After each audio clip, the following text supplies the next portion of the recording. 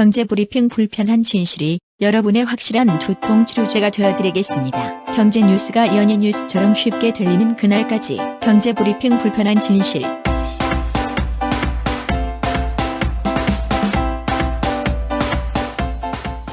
경제브리핑 불편한 진실 12월 5일 순서 시작하겠습니다. 오늘은 저희가 애청자 여러분들한테 감사의 인사부터 전해야 될 것 같아요. 네. 제가 어젠가요? 그 은행 앱이 요새는 알람이 잘 돼 있잖아요? 그렇죠. 누군가가 입금을 하거나 제 계좌에서 뭔가가 빠져나가면 띵동 하고 뜨거든요. 그런데 어디서 많이 본 아이디 같은 게 뜨면서 55,555원이 입금이 됐다고 나타나는 거죠. 아니 5만 원이 아니라 네. 55,555원. 이게 도대체 뭔가 은행의 전산사고인가 하고 봤더니 저희 애청자분 중에 이 아이디를 쓰시는 분이 계시거든요. 그래서 그런가 보다 하고 예금 계좌를 열어봤더니 아니나 다를까 저희 애청자분이 맞더라고요. 저희한테 55,555원을 후원해 주신 거란 얘기인 거죠? 그렇습니다. 이 SACPN 앞에는 세오타지라는 이름을 써주셨는데요. 이분이 종종 저희 댓글도 올려주시고 이벤트도 자주 참여해 주시는 분인데 5만 원도 아니고 5,555원까지 이 원 단위까지 5로 통일을 하셨잖아요. 그래서 힙합 가수신가? 힙합에서 오 이런 것도 있나요? 라임을 따지는 분들이잖아요. 그분들은. 그렇군요. 네, 그래서 아니면 우리 감탄사 중에 오 이런 거 있잖아. 그렇죠. 그래서 혹시 저희 둘을 좀 칭찬을 하기 위해서 이 감탄사 대신에 숫자 5를 5개를 그것도 5를 5개를 써주신 게 아닐까. 저희 짐작은 그런데 원래 뜻은 이분만 아시겠죠. 그러니까 이게 어떤 의미인지 참 궁금하네요. 아니 이분 이외에도 저희 후원해주신 애청자 여러분들이 상당히 많다고 하셨잖아요. 그렇습니다. 저희 애청자분들은 참 고마우면서도 신기한 게요. 하신 분들이 계속 후원을 해주세요. 겨울빛님, 강혜숙님, 블루밍 컴퍼니님, 언제나 아침은 숙치님, 선관성님, 최보윤님, 대광명님, 수면혁명님, 임형주님 이분들이 단골로 후원을 해주시고 계신데요. 그 후원 행렬이 지금까지 계속되고 있습니다. 다시 한번 감사드립니다. 그리고 노파심에서 다시 한번 말씀드리겠지만 저희가 이렇게 명단을 알려드리는 것은 너무나 감사하기 때문에 그냥 고마운 마음에서 알려드리는 거지 이분들처럼 저희 꼭 후원해야 한다 이렇게 말씀드린 거 아니라는 것을 다시 한번 말씀드립니다. 그렇습니다. 저희가 비록 삼성이나 현대차 광고를 실지 못하지만 그래도 최소한의 운영 경비는 저희가 자가 발전을 할 수 있으니까요. 그 부분은 걱정 안 하셔도 됩니다. 그렇죠. 저희 방송 열심히 들어주시고 그 다음에 좋아요 눌러주시고 구독 신청 친구분들한테 독려해 주시고 이것만 해도 저희들한테는 큰 힘이 됩니다. 대신 이제 카톡 이런 걸로 보통 카톡에 한 200~300명 정도 친구 있잖아요. 200~300명이나 있어요? 200~300명은 있죠. 대단하신데? 그러면 저희 팟빵 앱을 경제브리핑을 딱 공유하기 해서 100분 정도씩만 정기구독 해주시면 그 이상 바랄 게 없죠. 그렇군요. 그리고 저희가 또 하나 공지사항 알려드릴 게 있잖아요. 그렇죠. 뮤지컬 클라운타운 초대 이벤트를 진행 중인데 저희가 최근에 공지를 좀 안 드려서 신청하시는 분들이 많지 않은 듯 해서 마지막으로 공지를 드리겠습니다. 이 뮤지컬 클라운타운 응모기한이 이번 주 금요일까지거든요. 9일까지입니다. 이 공연이 뭐냐? 서울대학로 동숭아트센터 동숭홀에서요 16일부터 31일까지 공연되는 창작 뮤지컬입니다. 경제브리핑 불편한 진실 애청자 10쌍을 초대하는 행사죠. 1인 2매입니다. 광대들이 90분간 펼치는 감동의 무대. 이게 짧게 요약을 하는 이 공연의 특징인데요. 웰메이드 가족극이라고 하니까요. 가족분이랑 함께 보시면 좋을 것 같고요. 저희 애청자 초대 일정은 16일 금요일이죠. 저녁 7시 30분입니다. 그렇군요. 그러면 응모 방법 다시 한번 알려주시죠. 네, 함께 공연을 보고 싶은 분에게 경불진 저희 공유하기 버튼이 있거든요. 그렇죠. 이 버튼을 누른 다음에 친구와 공유했다 요 사진을 직접 올려주시기만 하면 됩니다. 공유 버튼은 팟빵 플레이어 좋아요 바로 옆에 있는 거 아시죠?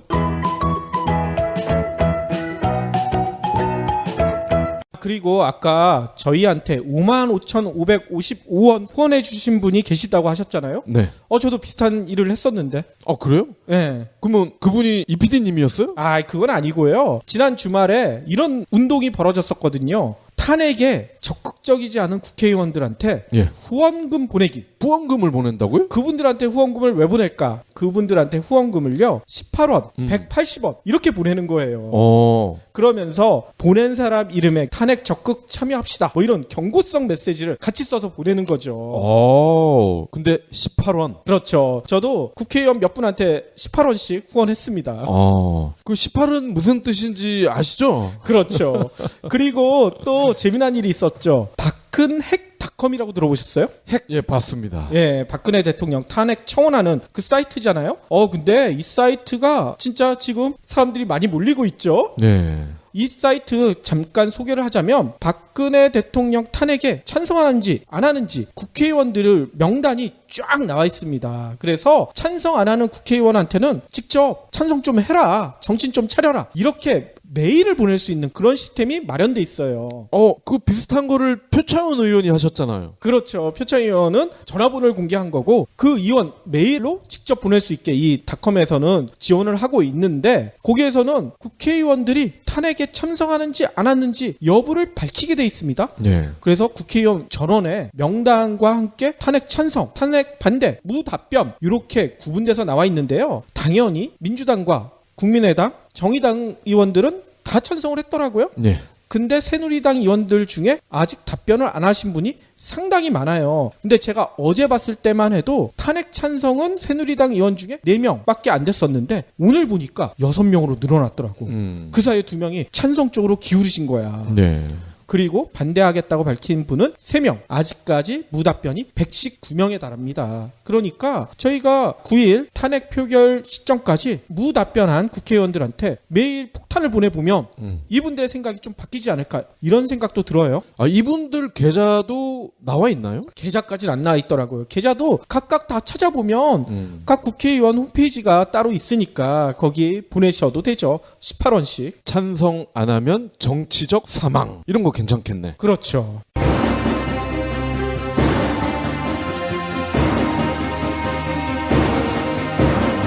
어느 날 갑자기 400억 원의 빚을 지게 된다면 어떤 생각이 들까요? 겨우 36살의 나이에 엄청난 빚을 지게 된 한 남자가 빚을 갚아 나간 장장 16년간의 세월을 책으로 썼는데요. 소설보다 가혹한 현실에 많은 독자들이 눈물을 흘렸다고 합니다. 중소기업 사장님, 예비 창업자, 지금 최악이다! 이렇게 생각하는 분들이 자신의 인생을 들여다보고 용기를 얻었으면 하는 바람에서 저자분은 이 책을 썼다고 합니다. 수많은 좌절에도 아침이 오지 않는 밤은 없다! 이러한 말을 남겼습니다. 독자 서평 중에는 위기 극복의 필독서가 될 것이다! 이러한 글이 있을 정도라고 합니다. 자세한 이야기는 어느 날 400억 원의 빚을 진 남자에서 만나실 수 있습니다. 도서출판 한빛비즈. 오늘 꼭 챙겨야 할 경제 브리핑. 국내 식당 수가 65만 개나 된다는 조사 결과가 나왔습니다. 65만 개요? 네. 근데 문제는 많아도 장사가 잘 되면 괜찮죠. 그렇죠. 4분의 1이 폐업한다고 합니다. 음식점이 포화 상태라는 얘긴데요. 경기 둔화가 이어지면서 경영난이 심화되고 있다는 거죠. 그렇군요. 오늘 농림축산식품부의 올해 식품산업 주요 지표 이걸 보면요. 2014년 기준으로 음식점 그리고 주점업 사업체 수는 전년 대비 2.4% 늘어난 65만 개로 나타났어요. 우리나라 인구가 5,133만이라고 합니다. 약. 그러면 식당이 국민 78명당 한 개꼴이라는 계산이 나와요. 우와. 전체 음식점의 87.4%는 직원 수가 5명 미만인 소규모 식당으로 나타났고요. 퇴직자를 중심으로 영세 자영업자들이 외식업에 뛰어들면서 포화 상태에 이르렀다. 이런 분석이죠. 특히 여기에는요. 질적인 성장보다는 가맹점 수 늘리기에 혈안이 됐던 국내 외식 프랜차이즈들이 큰 목을 했다. 이런 분석이 지배적입니다. 프랜차이즈의 경우 퇴직자처럼 처음 외식업에 진출하는 사람들이 본사들이 안정적인 수익성을 보장받기 위해 찾는 경우가 많은데 우리나라의 경우에는 본사에서 직접 운영하는 직영점이 없는 프랜차이즈가 무려 60%라고 합니다. 오이? 이렇게나 많아요? 그렇습니다. 그러니까 가맹 본사에서 직접 자기네들이 운영을 해서 성공한 적도 없는데 브랜드를 만들었다는 거야. 이야. 이걸 만들어서 퇴직자들한테 판다는 거죠.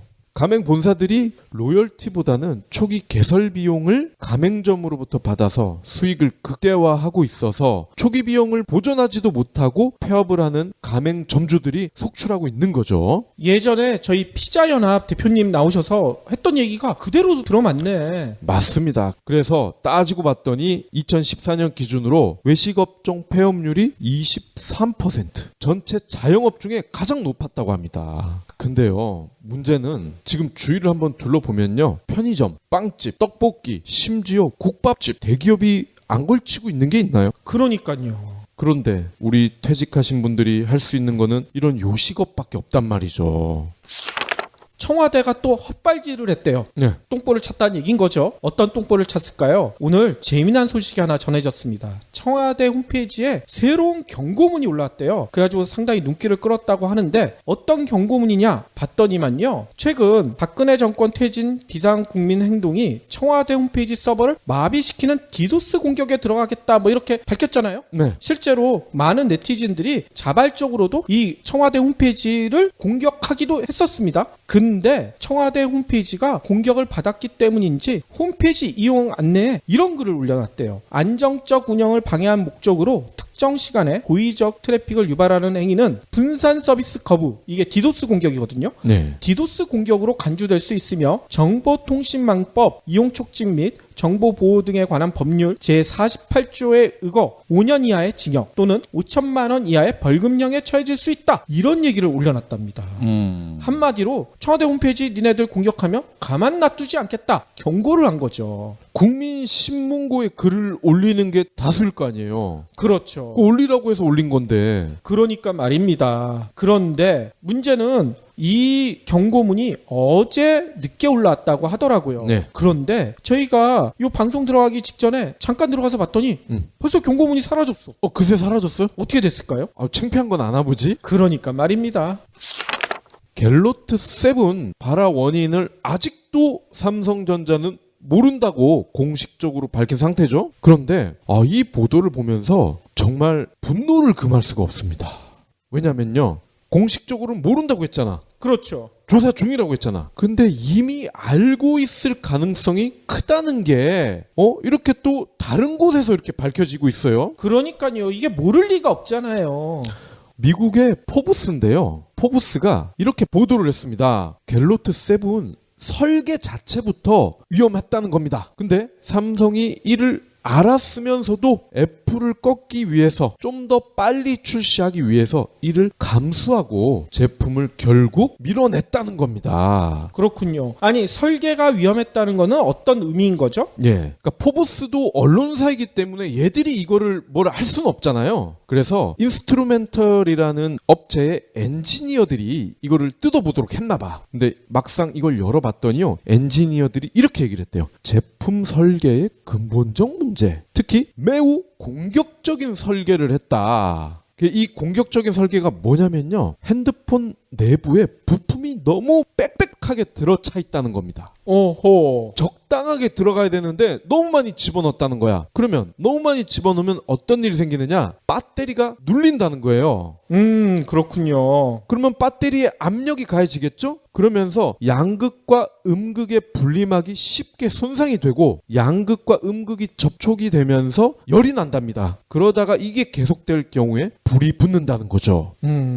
앞서 월스트리트저널이 삼성전자 내부 소식통을 인용을 해서 이 회사가 아이폰 7을 꺾기 위해 갤로트 7 생산을 서둘러서 모든 것을 공격적으로 밀어붙였다, 이렇게 전한 바가 있는데 포브스의 보도는 좀 더 디테일하게 접근을 한 거죠. 그렇군요. 아니 진짜 삼성 이익을 위해서는 이렇게 안전을 무시해도 되는 건가요? 근데 워낙 정가가 많아요. 반도체 공장에서 특히 그 생산직에 근무하는 대부분이 여성분들이었잖아. 근데 이 여성분들이 얼마나 많은 분들이 백혈병에 걸렸습니까? 근데 그때도 삼성은 우리같이 큰 회사에서 이 정도 비율로 백혈병이 걸리는 거는 일반 조직과 비교해서도 큰 차이가 없다. 즉 삼성전자와 백혈병은 아무런 관계가 없다. 이렇게 발표를 했던 그런 조직 아닙니까? 그렇죠. 거기다가 저는 이런 의심도 드네요. 이재용 부회장이 중고등학교 때 미술 시간에 좋은 것 같아.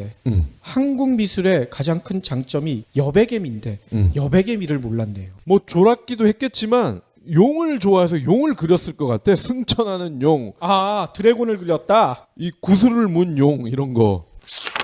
경제가 불황에 빠지잖아요. 그러면 고소득층이 더 피해를 많이 입을까요? 저소득층이 더 피해를 많이 입을까요? 아무래도 없는 분들이 더 힘들지 않을까요? 그렇죠. 그거를 나타내는 통계 자료가 오늘 하나 나왔는데요. 오늘 통계청이 밝힌 바에 따르면 지난 3분기 월 소득 기준 시계분위 중 1분위 가구의 월 평균 가처분 소득이요 71만 7천 원밖에 안 된대요. 네. 그래서 지난해 같은 분기보다 16%나 감소했다고 합니다.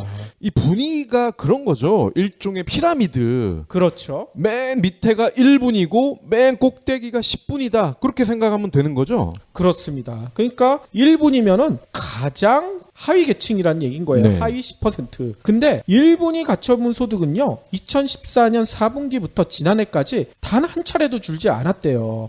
매년 10% 내외로 꾸준히 증가해 왔다고 합니다. 근데 올해 1분기에 벌써 4.8%가 줄어들었어요. 2년 만에 마이너스로 전환한 데 이어 3분기에는 감소세가 더 커졌다고 합니다. 예. 아니 아까 가처분 소득이 월 72만 원이 조금 안 되는 수준이잖아요. 그렇죠. 와, 이거 가지고 생활이 될까 심히 우려가 되는데요. 그렇죠. 근데 1분위 계층뿐만 아니라 가처분 소득은요. 소득이 낮은 계층일수록 감소 비율이 더 컸다고 해요. 아까 얘기대로 1분위 가구의 낙폭이 가장 컸고요. 2분위 가구, 2분위는 하위 10%에서 20% 가구를 얘기하는데 2분위 가구도 2.5%가 감소했다고 합니다. 3분위, 하위 20에서 30% 가구도 1%가 떨어졌다고 해요. 네. 반면에 재미난 것은 나머지 구간 있죠. 4분위에서 10분위 이 가구의 가처분 소득은 오히려 늘어났다고 합니다. 오호. 이게 뭘 나타내겠습니까? 국민들의 복지 보호망이 다 사라졌기 때문에 하위 계층이 그대로 모든 폭우를 막고 있다는 그거를 증명하는 결과라는 얘기인 거죠. 저희는 소득이 줄었잖아. 그러면 1, 2, 3분위 중에 하나겠네요? 아마 그럴 것 같아요. 아무튼 정부에서 얼마나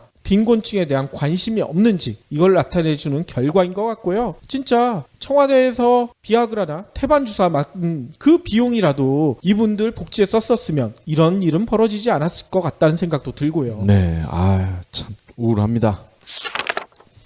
마지막 브리핑입니다. 건설사들이 이달에만요 전국에서 5만 가구를 쏟아낸다고 합니다. 5만 가구나요? 5만이요. 왜 그런 거 봤더니 내년부터 집단 대출 규제가 강화되기 때문이라고 합니다. 잔금 대출도 소득 증빙이 의무화되고 비거치 분할 상환이 적용되기 때문에 분양자들의 부담이 늘어날 거란 얘기죠. 그러니까 한 달 전에 분양을 해서 이 부담이 늘어나는 상황을 피해보자 이런 목적인 거죠. 이거는 물 들어올 때 노적기가 아니라 물 빠지기 전에 노적기네요. 그렇죠. 실제로 12월은 전형적인 비수기잖아요. 그렇죠. 그럼에도 5만 가구에 달하는 분양 물량이 쏟아진다. 의미가 있는 것 같습니다. 오늘 부동산 리서치 업체에 따르면요. 전국 78군데에서 약 5만 가구가 분양이 되는데 지난달 얼만고 봤더니 3만 3천 가구였대요. 그러니까 한 달 전보다 거의 50%가 늘어나는 물량이에요. 우와. 아, 원래 이 주식도 그렇지만 부동산이라는 게 예측 불허잖아요. 그렇죠. 근데 한 가지 명확한 것은 내년에도 이 부동산 경기 전망 정말 산으로 갈 것 같습니다. 아니 산에선 노를 어떻게 저을까요?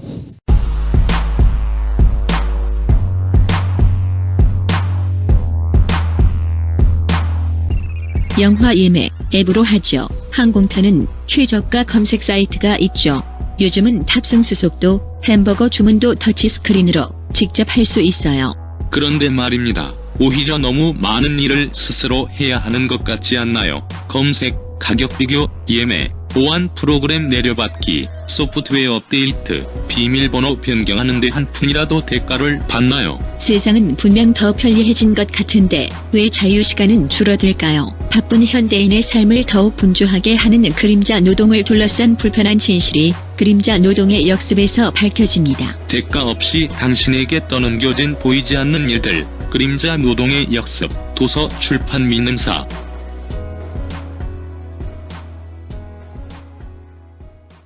그러면 오늘의 섹션 시작할 텐데요. 오늘은 역사 이야기로 먼저 얘기를 전할까 합니다. 아우 재밌겠네요. 지난해 제가 한 회도 빼놓지 않고 봤던 드라마가 하나 있거든요. 네. 제가 원래 드라마는 잘 안 보는데 KBS 대하사극 징비록 네. 이건 빼놓지 않고 봤었어요. 근데 이 징비록의 한 장면이 아직도 기억에 선명합니다. 어떤 장면이었나 하면 임진왜란 당시 재상이었던 유송룡이 국난을 극복하는 과정을 담은 게 이 징비록 드라마였잖아요. 네. 이 드라마에서 선조가 양위소동을 벌이는 장면을 그린 게 있었어요. 네. 이 양위란 게 뭔지 아시죠? 네. 임금이 왕위를 물려주는 거예요. 그러니까 뭐 아들한테 물려줄 수도 있고 조카한테 물려줄 수도 있고, 이 당시 선조는 이제 광해군이 있었으니까 광해군이 세자가 될랑 말랑 뭐 여러 가지 논란이 있었잖아요. 그렇죠. 근데 선조가 갑자기 양위를 하겠다고 선언을 했어요. 왜 선조가 선언을 했을까요? 당시 선조를 비롯한 조선 대신들은 전쟁에 거의 대비하지 않았었죠? 그러다가 왜군이 쳐들어왔어. 근데 맨 처음에는 왜군이 그냥 왜구 정도 수준으로 보고 금방 물리칠 걸로 봤는데 그게 아니었잖아요. 파죽지세로 왜군이 북상하기 시작한 거예요. 특히나 당시 조선이 자랑했던 신립장구 있죠. 네. 신립장군이 당시 북방에서는 백전백승하던 그런 명장이었거든요. 근데 신립장군이 충주 탕금대에서 왜군을 맞았는데 무참하게 패해버렸어. 그러니까 선조가 기겁을 한 겁니다. 기겁을 하자마자 선조는 어떤 생각을 했는지 아세요? 야, 나부터 살고 봐야 돼. 도성과 백성을 버릴 생각을 해요. 왜냐하면 왜군은 목적이 하나였어요. 선조만 잡으면 전쟁이 끝난다. 조선은 다 먹을 수 있다. 선조도 그걸 알았거든요. 그러니까 왜군이 자신을 목표로 몰려온다는 걸 알았기 때문에 선조는 갑자기 이런 거예요. 양위를 선언한 거예요. 나 이제 왕 안 해. 지금부터 왕은 광해군이니까 왕을 잡으려면 광해군 잡아가. 왜군한테 이렇게 얘기를 한 거야. 한마디로. 이게 뭐겠습니까? 진짜 왕이 할 수 있는 치졸함의 극치를 보여준 거 아니겠습니까? 근데 선조가 당시 양위를 할 때 더 교활한 면을 보여요. 뭐냐면요. 이때 선조가 양위를 한다고 하니까 전장에서 왜군 물리치기에 바빴던 광해군이 이 소식을 들었을 거 아닙니까? 깜짝 놀란 거죠. 선조가 멀쩡히 살아있는데 양위를 하겠다고 하니까 이거 받을 수가 없잖아요. 네. 당장 달려와가지고 석고 돼제를 합니다. 명을 걷어달라. 광해군뿐만 아니라 광해군을 따르던 신료들까지 다 와서 무릎을 꿇고 머리를 쪼아리죠. 광해군이 이렇게 석고 돼제를 하니까 선조는 마지못해 그래, 내가 양위하겠다는 것을 걷어드리겠노라, 뭐 이렇게 선언을 하긴 했어요. 근데 선조가 왜 이렇게 했었을까요? 도성과 백성을 버리는 자신의 비겁함에 대해 비난이 쏟아질 거 아닙니까? 그렇죠. 비난이 쏟아지는 것을 어떻게 막아야 될까 고민하다가 광해군을 이용한 거죠. 광해군의 석고돼제를 이끌어내서 이 비난을 막으려고 했던 겁니다. 당시 선조의 비겁함을 보고 근처에 있던 신료들도 동요를 했었는데 광해군이 나서서 석고돼제까지 하니까 이런 자작극을 벌이니까 다시 선조를 떠받들겠다. 신료들도 그런 모습을 보여주더라고요. 이거를 예상하고 양위 소동을 한 거 아닙니까? 맞습니다. 그러니까 드라마 징비록의 선조 역할을 김태우라는 배우가 네. 있었거든요. 김태우가 진짜 메소드 연기를 보여줬어요. 광해군이 와서 석고돼제를 하고 하니까 이걸 보고 선조가 어떤 표정을 졌는 줄 알아요? 비열한 미소를 보였어. 네, 그럴 줄 알았어. 선조는 그러고서는 도성을 버리고 백성도 버리고 피난길에 오르죠. 물론 백성들은 당시 이 선조의 비열함을 알았나 봐요. 도성을 불태워가지고 선조의 비겁함을 단죄를 했잖아요. 그렇죠. 그런데 놀라운 점이 있습니다. 선조가 이런 수칙을 쓴 게 이때 한 번이 아니에요. 야, 진짜 선조 진짜 지가더라고요. 임진왜란이 발발했던 1592년 한 해 동안 양위소동을 몇 번 일으켰는지 아세요? 무려 5번. 5번이요? 네. 이것까지 합쳐서 4번을 더 일으킨 거야. 그리고요, 이게 끝이 또 아니에요. 임진왜란이 7년 동안 벌어졌잖아요. 그래서 7년 전쟁이라고 하는데 7년 동안 일으킨 양위소동이 무려 15번. 자신에게 뭔가 불리하다 싶으면 나 왕 안 해. 이렇게 때를 쓴 거예요. 한마디로 선조는. 그때마다 광해군은 어떻게 했겠습니까? 와가지고 자신이 잘못한 거 하나도 없는데 제발 그 명 물리쳐 주십시오. 석고대죄하고 신료들도 옆에서 나서서 또 만류하고 그야말로 소동을 벌인 거 아닙니까?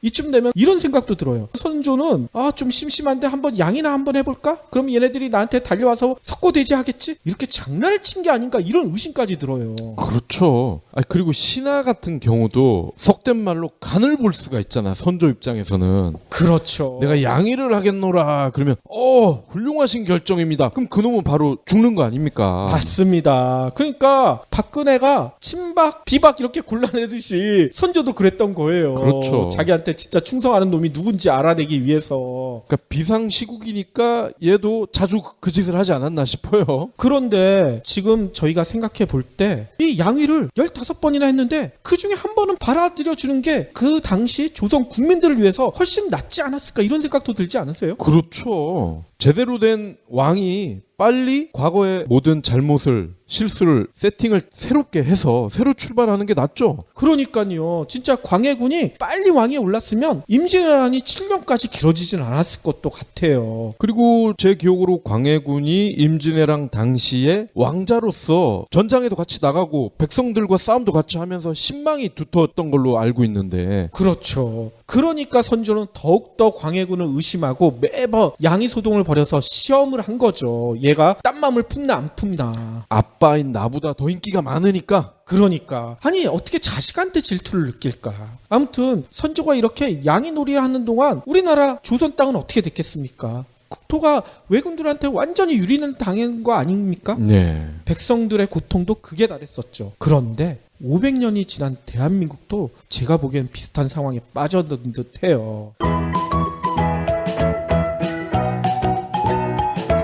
국민들은 지금 당장 대통령을 끌어내리려고 하고 있잖아요. 근데 왜 국민들의 뜻에 반해서 일부 국회의원들이 이걸 뜯어 말리고 있잖아. 다 뭔 얘기인지 아시죠? 박근혜 대통령, 그러니까 박 씨가 지난 3차 대국민 담화를 통해 국회 결정 일정에 따라서 물러나겠다 이렇게 발표를 했잖아요. 네. 이거는 선조처럼 나 이제 왕 안 해 이렇게 발표한 거랑 똑같은 것 같아요. 그런데 신료에 해당하는 새누리당 국회의원들이 어떻게 하는지 이 박 씨가 한번 지켜보고 싶었던 것 같아. 실제로 친박은 물론이고 비박 대부분이 대통령의 뜻에 따르겠습니다. 박 씨의 뜻에 따르겠습니다. 이렇게 나섰잖아요. 네. 이 모습을 보고 박 씨가 어떤 표정을 지었을까? 아마 선조가 보여줬던 그 비겁한 미소 있죠. 교활한 미소. 이거를 짓지 않았을까? 이런 의심도 들어요. 그렇지만 다행히도 지난 주말 232만 촛불에 놀라서 비박이 다시 탄핵에 동참하기로 했죠. 근데 만약에 지난 주말에 촛불 동력이 약했으면 어떻게 됐겠어요? 박 씨는 그 봐 하는 수칙이 맞았겠지? 이러고 있었을 거란 말이야. 그 개콘의 코너 있잖아요. 이럴 줄 알고 내가 세 번째 담화를 이렇게 발표했지롱 그랬었겠죠.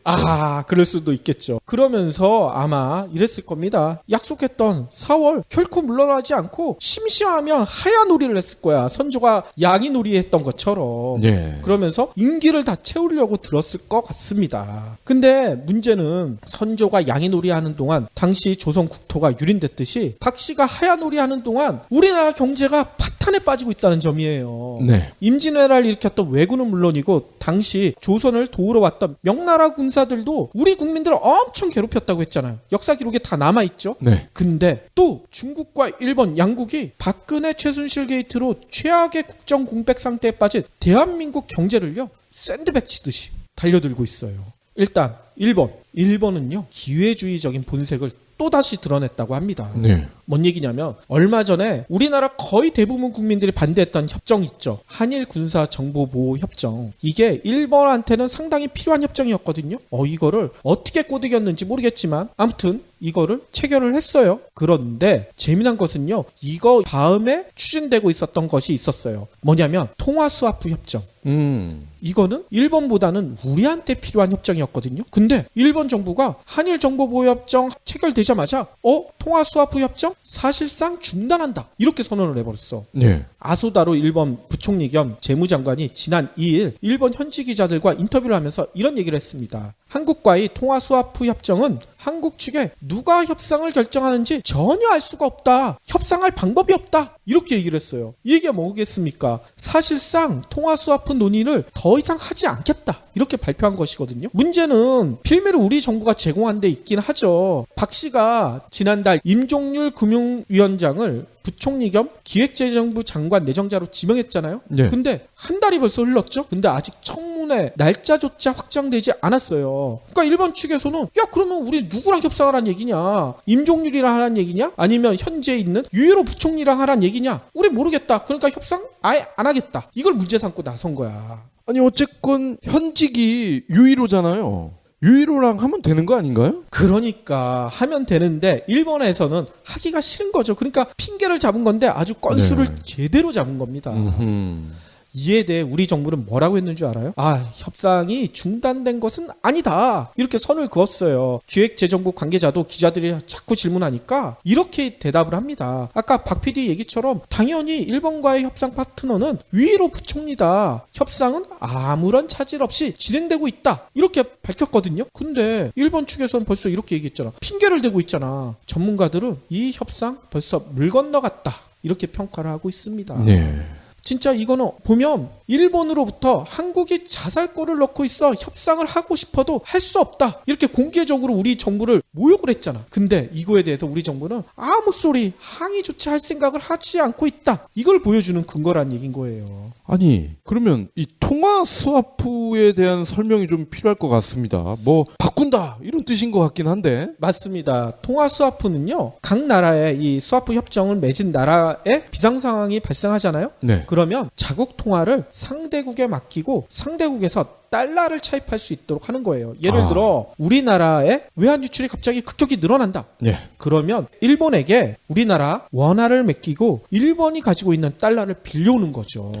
일종의 전당포군요. 그렇죠. 전당포랑 마찬가지입니다. 그래서 통화 스와프 몇 억 달러 뭐 이런 식으로 협정을 맺거든요. 근데 이 협정이 왜 중요한가? 미국 기준금리 인상이 이달 중 확실시되고 있잖아요. 네. 만약에 미국 기준금리가 인상되면 어떻게 되겠습니까? 이런 일이 벌어지면 안 되겠지만 급격한 외환 유출이 일어날 가능성이 생각보다 커요. 네. 그러면 외환 유출이 일어나면 우리나라에 달러가 없어지게 되잖아. 그러면 아무래도 우리보다 경제 규모가 큰 일본으로부터 달러를 빌려오면 외환 유출의 위협을 막을 수가 있을 텐데 문제는 이 안전판이 사라져버린 거예요. 또 재미난 점은요. 한일 통화 스와프 협정이 이번이 처음이 아니에요. 협정을 맺은 게 상당히 오래전부터입니다. 네. 2001년 20억 달러 규모의 통화 스와프를 체결했어요. 그리고 그 이후로 그 규모를 계속 늘려갔습니다. 그래서 가장 많을 때는 700억 달러까지 갔었어요. 오. 700억 달러 정도면 웬만한 위기에도 어느 정도 버틸 수가 있겠죠? 네.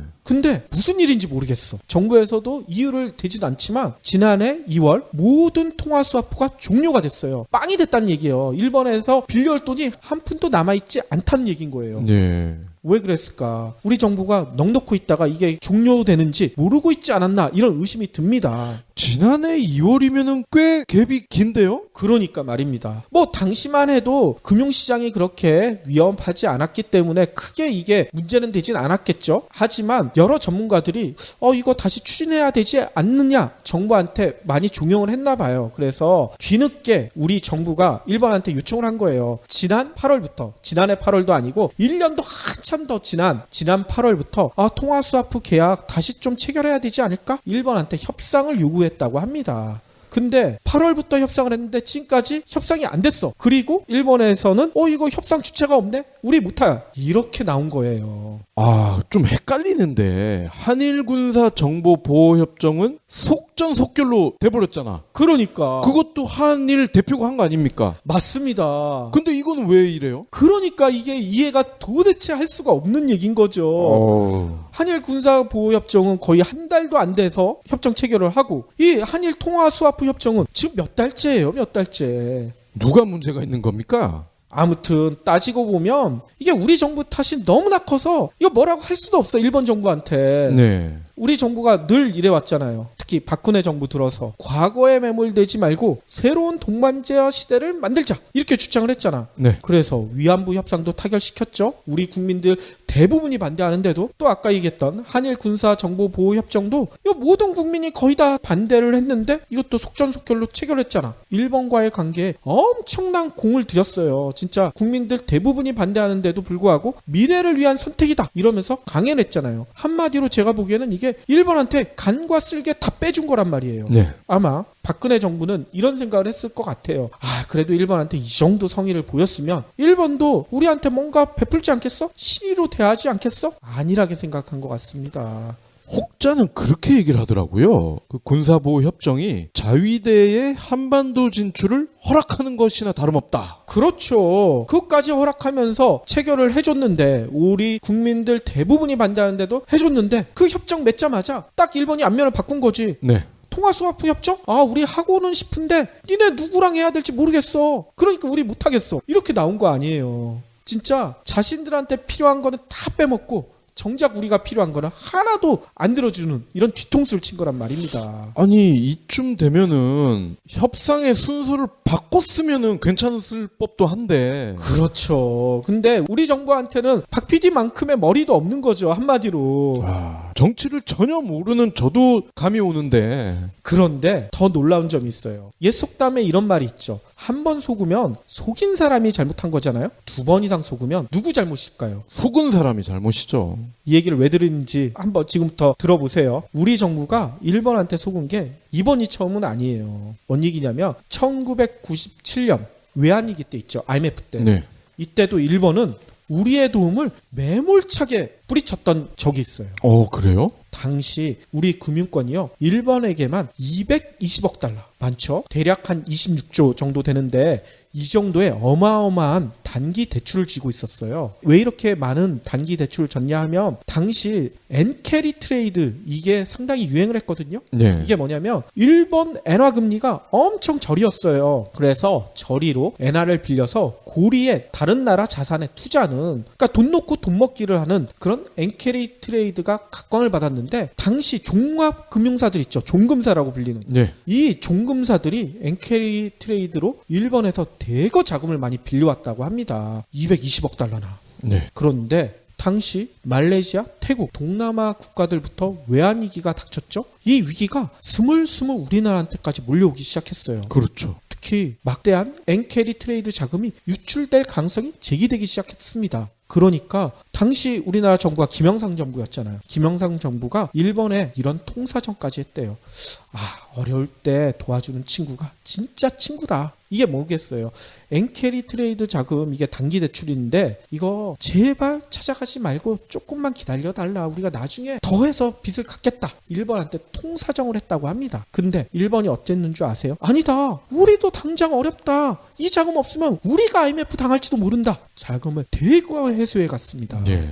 따라서 우리가 지고 있던 단기 대출의 60%가량 130억 달러를 한꺼번에 찾아갔어. 이거 뭐 하겠다는 얘기인 거예요. 우리 금융권 부도를 내겠다는 얘기 아니겠습니까? 그렇죠. 일본이 이렇게 130억 달러를 한꺼번에 찾아간 게 우리나라가 IMF 구제 금융을 받는 직접적인 원인이 있다. 이렇게 분석하는 전문가들이 많아요. 네. 그래서 이런 표현까지 합니다. 일본은 햇빛이 쨍쨍할 때 우리나라한테 우산을 빌려주고 비가 오자마자 우산 내놔 이렇게 했다는 거예요. 얘네는 이게 전통이잖아요. 그렇죠. 임진왜란도 그렇고 가까운 예로는 우리 한국전쟁 때 얘들이 빌빌댈 때 한국전쟁이 나면서 갑자기 경제 규모가 커진 거 아닙니까? 총 팔아먹고 이러면서. 그렇죠. 군수공장이 다 일본에 세워지고 했기 때문에 일본이 벌떡 설 수가 있었었죠. 늘 한국의 등골을 빼먹으면서 자란 데가 일본이잖아요. 근데 문제는 그거를 우리 정부는 왜 모르냐고요. 이렇게 크게 한번 당했었으면 일본이 또다시 배신할 수도 있다. 이거를 머릿속에 염두에 두고 생각을 해야 되지 않겠습니까? 네. 근데 박근혜 정부는 이걸 까맣게 잊어버린 거죠. 제가 그래서 의심이 드건데 박 씨가 하야놀이 하고 있잖아. 하야놀이 하고 있으니까 우리 정부 관료들도 이런 거 신경 쓰지도 못했던 것 같아. 그러니까 위안부 협상도 해주고 한일 군사보호 협정까지 맺어주고 간쓸게 다 내주고 또 다시 철저히 일본한테 배신을 당한 거죠. 네. 아니 근데 박근혜 입장에서는 그럴 수밖에 없는 게 일단 아빠가 일본 육사 출신이야. 그렇죠. 예. 일부러 그런 것 같기도 그러니까 하고. 어디가 내 정부인지 헷갈릴 수도 있어요. 맞습니다. 그런데 일본한테 이렇게 우리 정부가 철저히 농락을 당하고 있잖아요. 근데 이거를 또 이웃나라인 중국이 열심히 쳐다보고 있나 봐. 아예 한국 경제에 카운터 펀치를 날릴 태세인 것 같아요.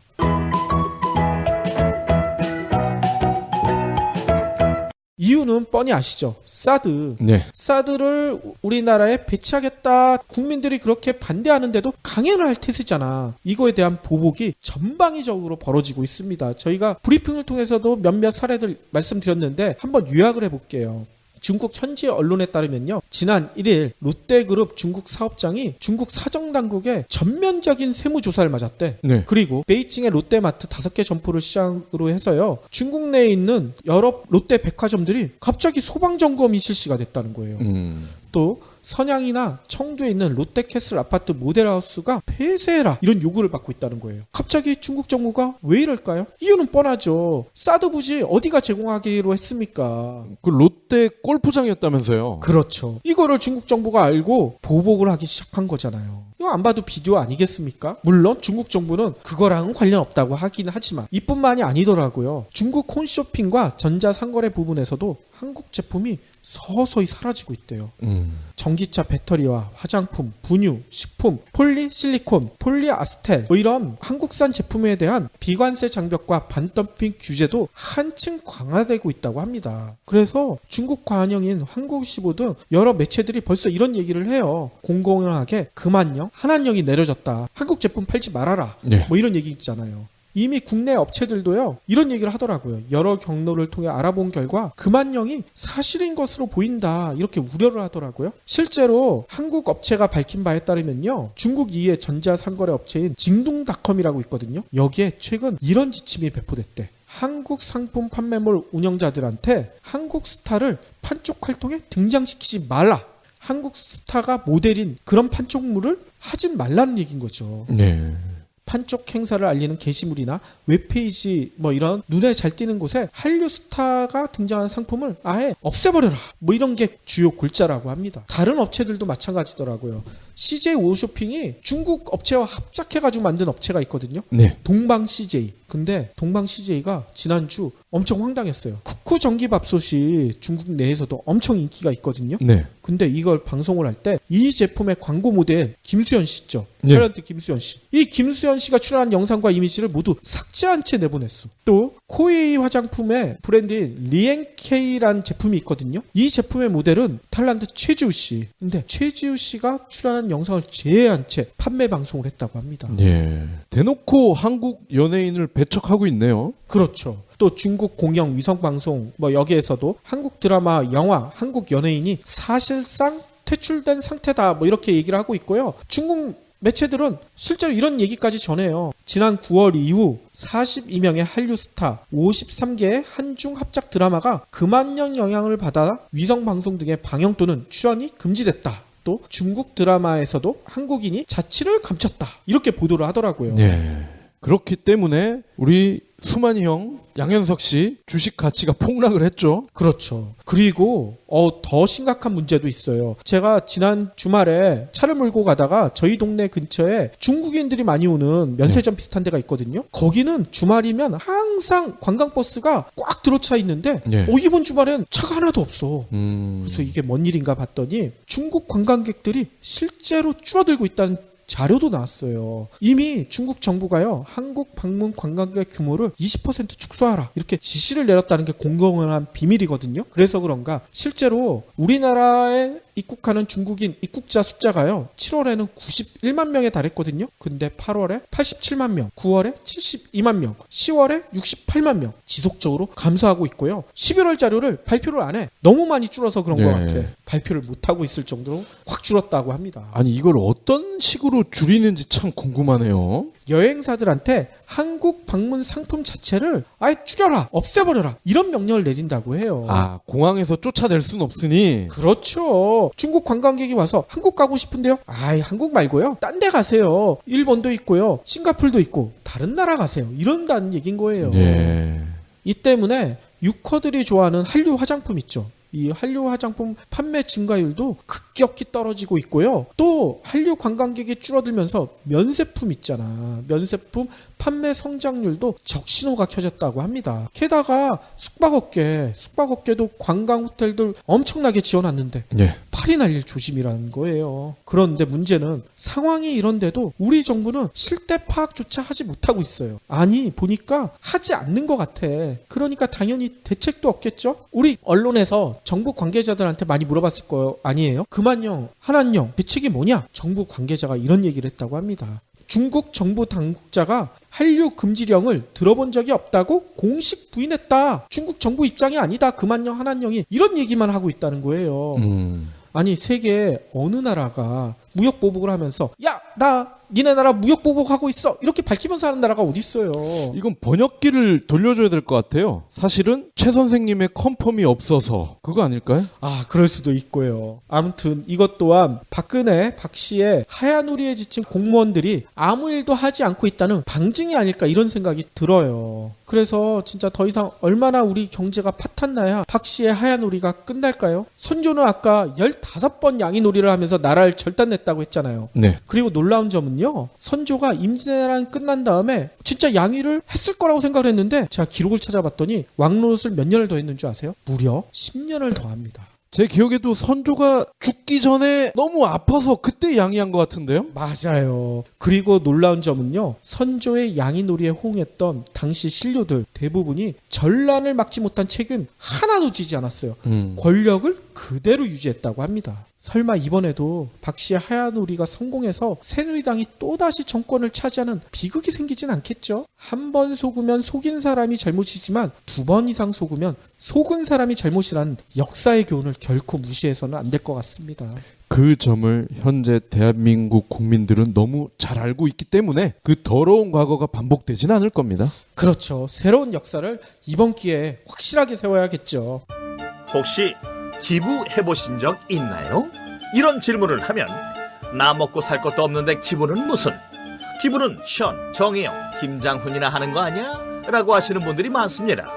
하지만 기부는 돈 많은 연예인의 전유물이 아닙니다. 무료 기부 사이트 위시플렉스에 접속하면 누구나 기부천사가 될 수 있습니다. 어떻게 가능하냐고요? 위시플렉스의 나만의 위시에서 매주 마음에 드는 신상 10개만 고르면 됩니다. 물론 사는 것이 아니라 찜만 하는 겁니다. 그러면 기부머니 500원이 매주 생기죠. 이 기부머니를 경제브리핑, 불편한 진실 같은 프로젝트에 후원할 수 있습니다. 참 쉽죠? 보너스도 있습니다. 매주 추첨을 통해 골라놓은 신상을 최대 90% 할인된 가격으로 살 수 있는 기회도 제공합니다. 기부도 하고 신상도 챙기고 그야말로 꼭 먹고 알 먹고입니다. 이래도 기부는 나와 상관없는 딴 나라 이야기라고 하실 건가요? 당장 위시플렉스에 접속해 자랑스러운 기부천사의 이름을 올리세요. 마지막으로는요, 저희가 예전에 한번 이런 얘기를 전해드렸잖아요. 촛불 집회가 죽어가는 광화문 일대 상권을 살려냈다. 예. 뭐 이런 얘기를 했잖아요. 비슷한 가능성이 또 하나 제기가 되고 있더라고요. 뭐냐면요, 역사적인 촛불 집회가 전 세계 언론들의 집중 조명을 받고 있잖아요. 예. 이게 한류 관광 상품이 될 수도 있다. 이런 얘기가 나오고 있어요. 그러게요. 이 중국 애들이 이걸 보러 와야 되는데. 그러니까 방금 전에 전해드렸던 사드로 인해 줄어들었던 유혹커를 촛불 집회 관광으로 채울 수도 있을 것 같다. 이런 얘기도 나오고 있다고 합니다. 실제로 제가 촛불 집회를 가보면요, 눈에 띄는 장면들이 많았었는데 그 중에 하나가 외국인들이 생각보다 많아요. 제가 이렇게 다니다 보면 외국인들이 다 카메라 있죠. DSLR 카메라를 가지고 와서 네. 이거 무슨 축제 장면 찍는 거야. 축제 장면 찍듯이 사진을 찍고, 또 어떤 외국인은 잘 안 되는 한국말을 쫓아 하더라고. 박근혜 즉각 퇴진하라 뭐 이런 거를 쫓아서 해. 잘 안 되는 발음으로 구호를 외치는 게 아주 즐긴다는 모습이었어요. 월드컵 응원이랑 비슷해. 실제로요, 중국의 한 네티즌이 자신의 블로그에 이런 글을 올려가지고 큰 호응을 받았대요. 한국 반박근혜 시위 때문에 여행이 무섭다고요? 무서워하지 마세요. 저와 함께 직접 둘러봅시다. 이랬더니 중국 네티즌들이 난리 났다는 거야. 나도 같이 가서 보고 싶다. 왜냐면 중국에선 이런 시위가 없잖아. 아주 옛날에 천안문 시 말고는 없었을 겁니다. 근데 천안문 시위는 철저하게 탄압을 당했는데 우리 촛불 집회랑 완전히 달랐었잖아요. 그렇죠. 또 재미난 것은요. 유튜브에 1분 소등 장면 그리고 촛불 파도 타기 이런 영상이 공개돼가지고 이 영상마다 외국 네티즌들이 이런 글들을 남겨놓더라고요. 나도 그거 직접 가서 한번 참여해보고 싶은데 나도 한번 촛불 파도 타기 해보고 싶은데 이런 글들이 연달아 올라오고 있다고 해요. 그렇죠.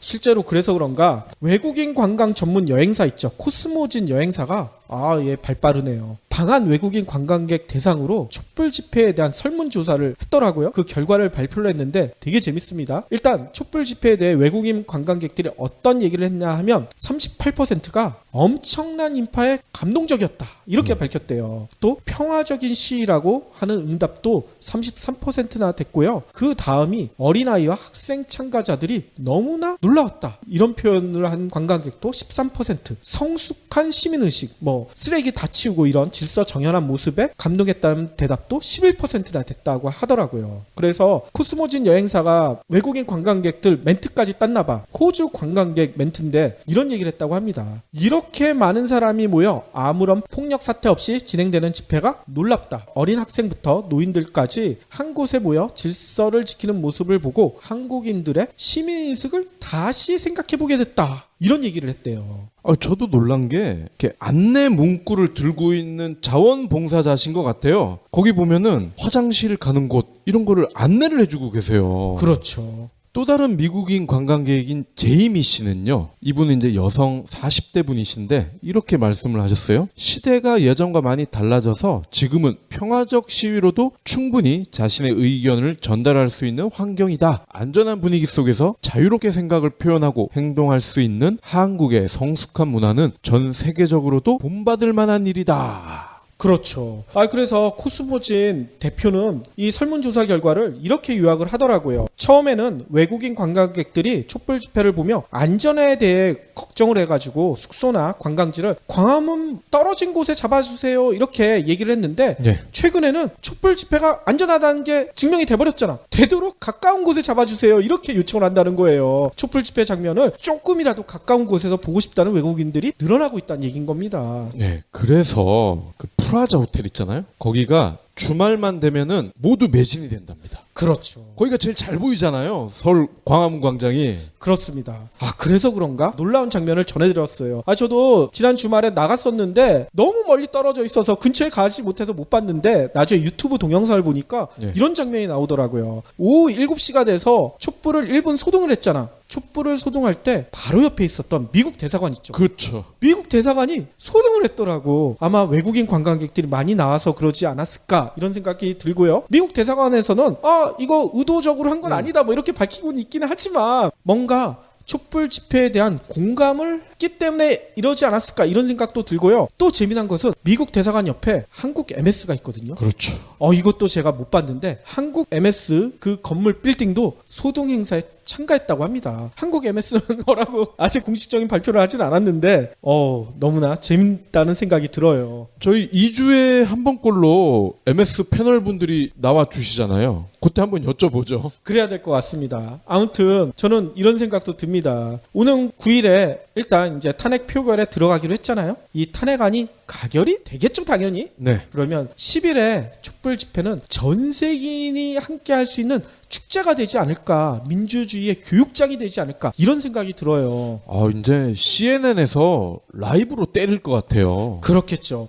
그러면 진짜 경제브리핑 불편한 진실 들으시는 애청자 여러분들 외국에 있는 친구들한테 야 평생 한번 볼까 말까한 장면 너희들한테 선물해 주겠다. 한국 와서 10일 촛불 집회 너희들도 직접 와서 촛불 파도 타기도 하고 소등 행사도 하고 한번 해봐라. 이렇게 얘기해도 되지 않을까? 이런 생각이 들어요. 네. 저도 친구들 좀 많이 초대를 해야 되는데 그 친구들 숙박비를 어떻게 마련을 해야 되려나? 아니면 요즘은 모바일 세상이니까 저는 물론 외국인 친구가 없습니다만 외국인 친구, 페북 친구가 계신 분들은 페이스북 라이브가 요즘 또 잘 되잖아요. 그걸로 전 세계 친구들과 함께 공유를 해도 될 것 같아요. 그렇죠. 아무튼 촛불 집회가 진짜 우리 민족의 새로운 기회가 되지 않을까 이런 생각이 듭니다. 여러분들 너무나 고생하셨습니다. 10일 촛불 집회도 기대가 되네요. CNN에서 정말 나올지 모르니까 좀 이쁘게 하고 가야 되겠네요.